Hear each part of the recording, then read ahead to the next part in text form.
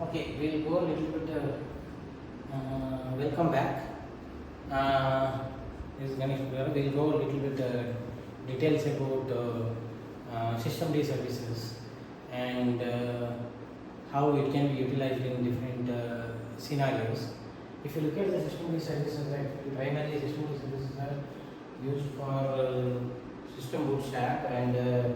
basically to start all the different services actually. And if you see the slash etc system D, as we saw previously, actually you can take an example of one service actually.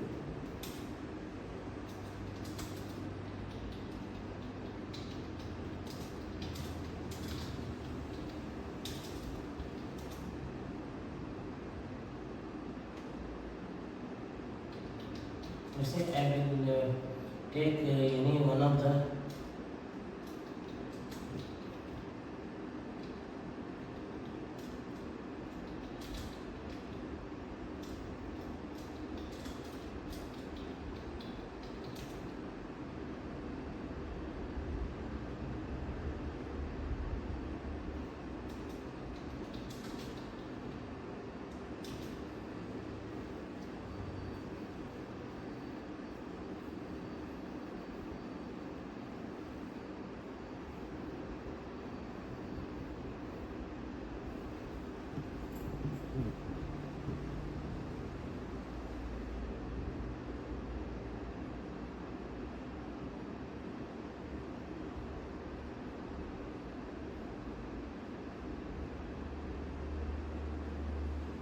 see, if you look at this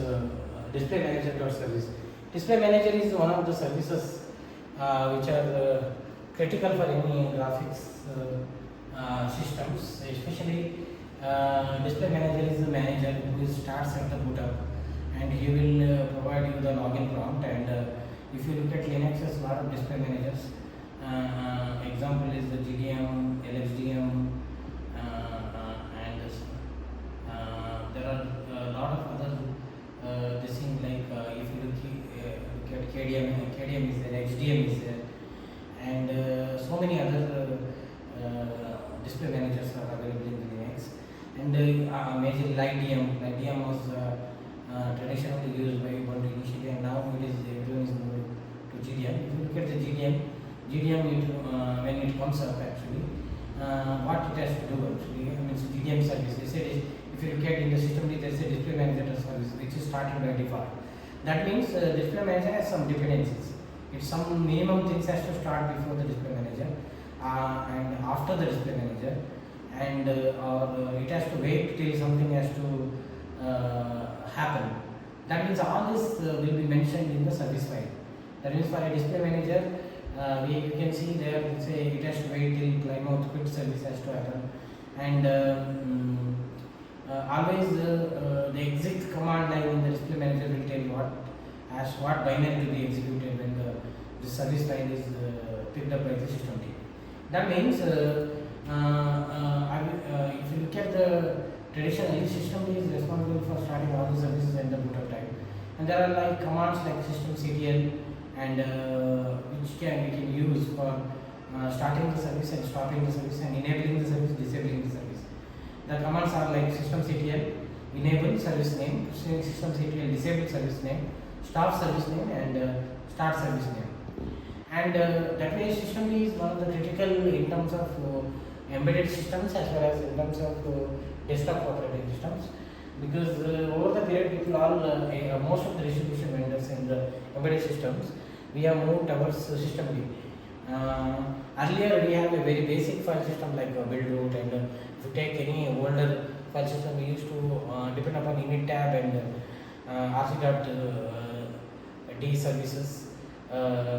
Basically init.d, rc.d, rc, where we used to use a run levels. Based on the run level, different services used to run, and we had a start and K, capital S, the priority and the service name, and capital K, priority and the service name, where K will be services will be stopped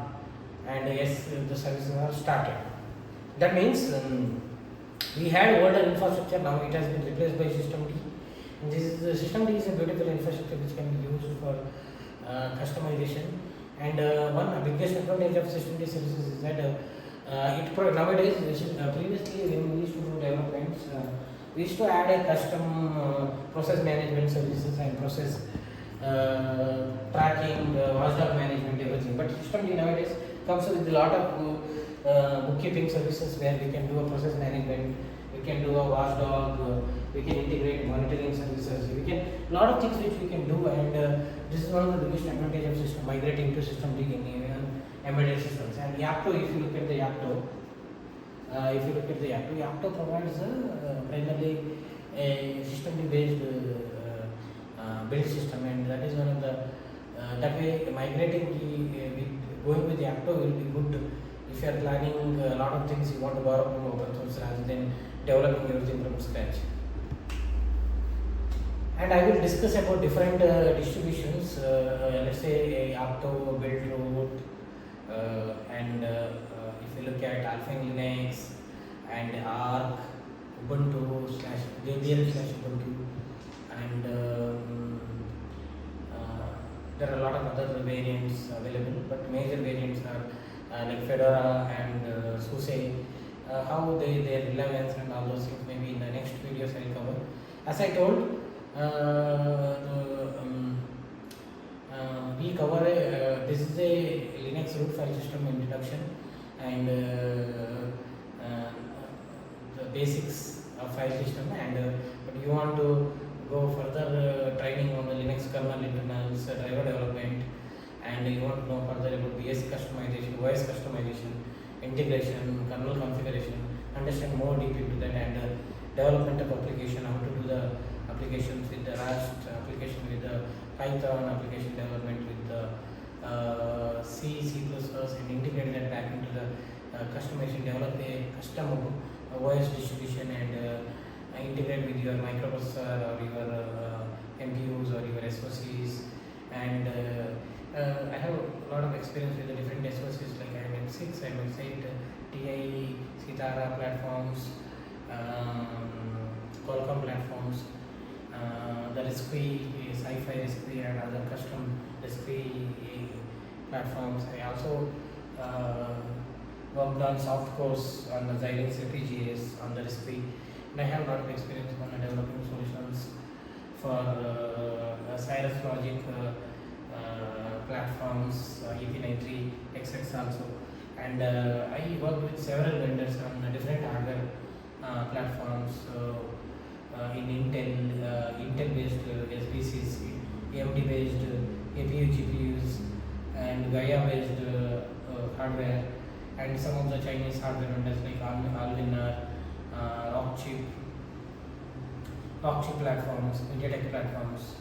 and embedded hardwares like Raspberry Pi, Banana Pi, Orange Pi, and BeagleBone Black, IMX band board, IMX8 development board, IMX7 development boards, even integration of EPD for IMX, electronic paper display for IMX7, or integration of some unique chips like Intel Movidius, the AI, basically AI accelerator hardware to the Raspberry Pi or different hardware platforms where IMX8, and also I worked with some of the Google's Coral AI or Azure, Microsoft's Azure Percept. A lot of experience in working with the different embedded hardware development kits from different vendors like the Seed Studio and companies which are into Qualcomm platforms, and also worked with customizing Linux file systems and Ubuntu, Debian, and also worked in VXL for the complete thin client OS development from scratch with complete connection management services, and for VMware View, Citrix Zen and Zen HDX support, Microsoft pre-RDP, RDP 3D FX support, and basically on VMware view, and even basically some of the TerraDG's hardware codec based solutions, and lot of experience in working with Linux customization for Wi-Fi routers, switches, and basically devices in embedded platforms like Bluetooth gateways, IoT gateways, especially IoT gateways with Zigbee, BLE, Wi-Fi, LoRaWAN, and the integration of CAN to the industrial automation systems, IoT based dispensers, oil dispensers for the petrol and gas industry, and especially in replacing the traditional Modbus and respiratory system with CAN, and completely STM32 based CAN client devices, and IMX6 based devices actually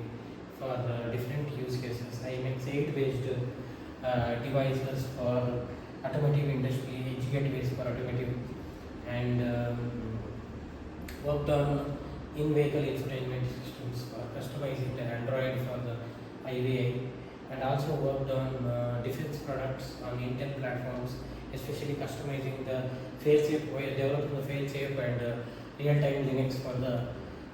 defense platforms, developing Intel Core i7 and different versions of Intel on the Atom-based devices, completely fail-safe devices, operating systems has been developed, which is really works and it has been deployed and working for several years. I have a good experience in customizing and developing drivers for different specific use cases in VXI, VME, backplane, and integration of HMUs, and also has a lot of experience in working with aerospace applications, integrating some of the drivers for naval and aerospace applications, and also has a lot of experience in developing FPGA drivers, FPGA based drivers for different use cases, developing the IP core and writing drivers on the ARM side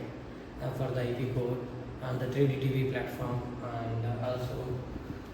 FPGA based drivers for